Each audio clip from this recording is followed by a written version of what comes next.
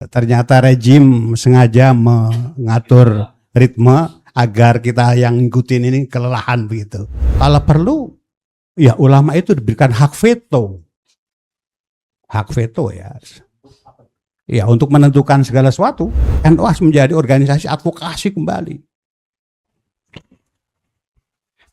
Saya itu sebenarnya datang ke sini bukan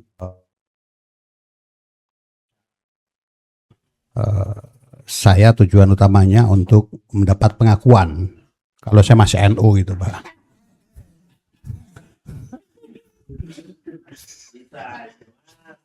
Iya, jadi biar sah gitu kan. Paling tidak ya kita bicara tentang NU gitu. Saya kira sudah banyak bapak-bapak, para senior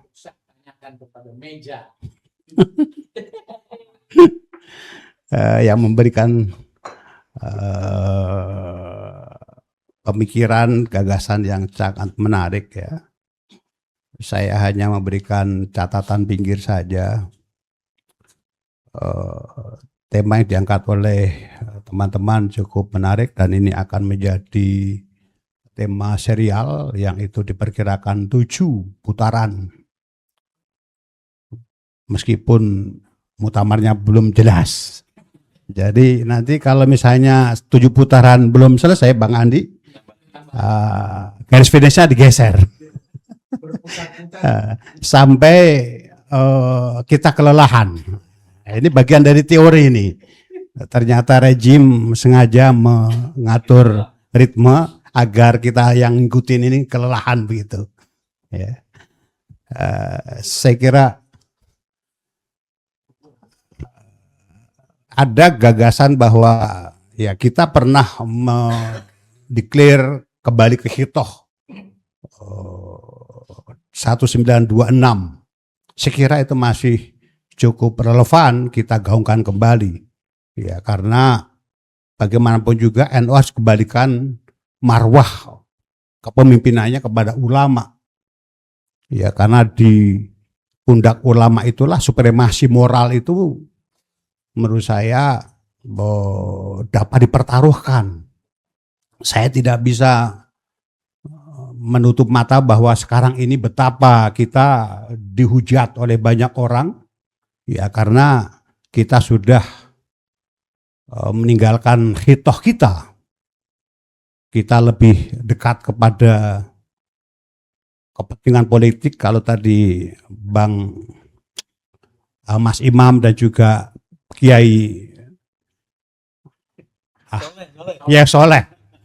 Soleh ya. Itu saya kira menjadi satu hal yang sangat niscaya gitu ya, sehingga diperlukan kekuatan otoritatif dari Syuriah yang betul-betul bisa menjaga organisasi ini. Kalau perlu, ya ulama itu diberikan hak veto ya. Ya, untuk menentukan segala sesuatu, karena kepemimpinan kita kembalikan kepada ulama, sehingga independensi organisasi itu dari tarikan-tarikan politik praktis itu betul-betul bisa dijaga. Dan disitulah sesungguhnya pertanyaan besar kita, apakah kita ini bisa mandiri? Bisa. Dan ukurannya tidak harus ekonomi, tidak harus kapital, Pak. Dari zaman NU berdiri ya, zaman Mbah Wahab, Pak Idam, Gus Dur, kita nggak punya kok dibandingkan dengan yang lain. Tapi kita punya kemandirian yang sangat kuat sekali. Kita punya otoritas moral yang begitu besar. Gitu ya. Sehingga ya menurut saya kekuatan itu harus dibangun kembali. Nah, bagaimana caranya melakukan transformasi? NU harus menjadi organisasi advokasi kembali. Ya, Gus Dur, saya memberikan satu ilustrasi betapa beliau dengan kegigihannya ya menjaga NU tetap sebagai pelayan umat ya, dengan gerakan-gerakan yang luar biasa. Banyak advokasi yang beliau lakukan ya, mulai Kedung Ombo. Beliau berdiri di depan. Artinya beliau berani berhadapan dengan kekuasaan saat itu.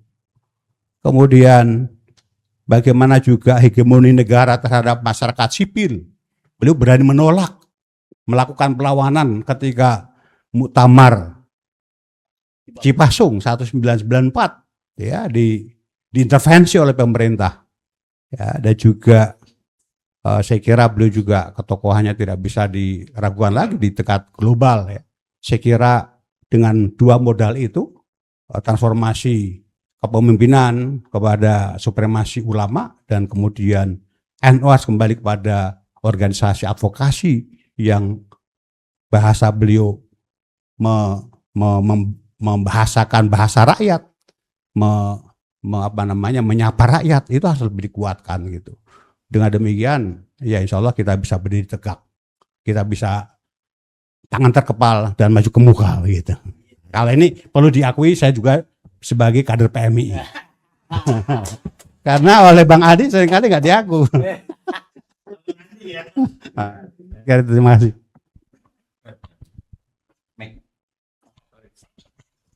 Terima kasih Pak Wamen. Jadi mengingatkan kembali bagaimana kepemimpinan Gus Dur, leadership Gus Dur, yang tumbuh pada pertama membangun kekuatan ulama dan melakukan advokasi sosial secara masif. Ekonomi bikin morali, pabrik nanas, terus kali ekspor dan tutup di Kerawang. Ingat? Bikin pabrik tapioka di Lampung, sekali ekspor dan tutup. Bikin Nusuma, itu yang saya lakukan audit itu. 1.000 hanya 13. 16 Pak, sebenarnya 16. Jual-jual terakhir 13. Itulah NU kondisinya. Kita ini akan masuki orang ketujuh yang akan menyampaikan pendapatnya. Ini dari luar lagi. Bang Uci, penguasa Cirebon Mayu pada zamannya. Silakan.